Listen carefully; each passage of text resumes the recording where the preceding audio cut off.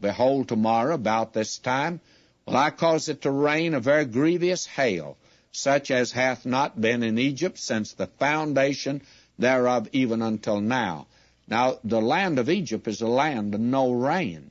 I was told when I was there that they had less than 1 inch of rain.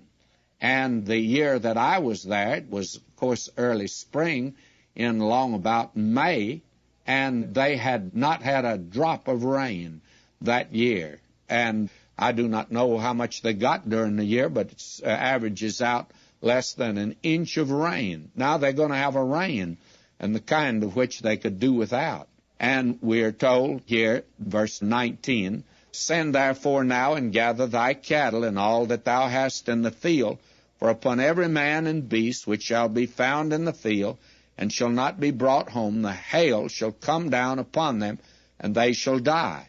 He that feared the word of the Lord among the servants of Pharaoh made his servants and his cattle flee into the houses. You see, it's a question here whether you believe God or not. God says, get your servants in, your cattle in. Many didn't believe God, and they were judged by the hail and were destroyed, of course. But God gave them a chance, you see. It's just a question of whether you believe God or not, and that holds good today. Verse 21, And he that regarded not the word of the Lord left his servants and his cattle in the field. And that was, of course, to a great disadvantage.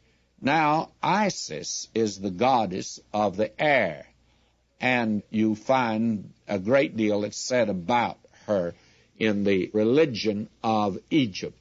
And she's one of the principal members of the theophany, by the way. She is one that was very prominent in the land of Egypt. Now, hail is actually directed against her. But you see, it touches mankind, and that's very important to note. Now we have in verse 22, And the Lord said unto Moses, Stretch forth thine hand toward heaven, that there may be hail in all the land of Egypt, upon man, upon beast, and upon every herb of the field throughout the land of Egypt.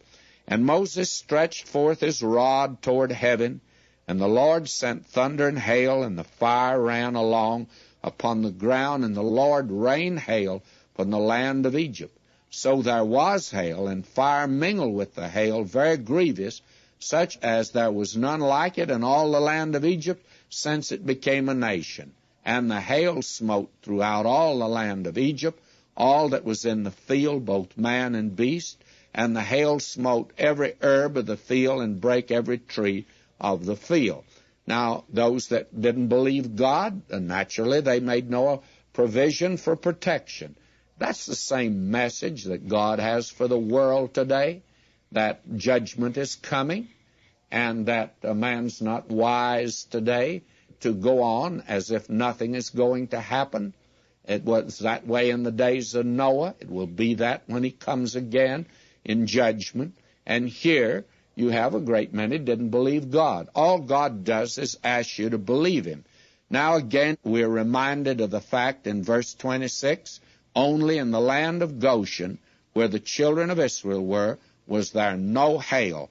You see, from here on, the land of Goshen is spared from the plagues that are coming on the land. And we find here that the plague now of the hail had a tremendous effect upon the land of Egypt. For instance, we're told in verse 31, And the flax and the barley was smitten, for the barley was in the ear, and the flax was bold, so that flax was for the garments, for clothing, barley for food.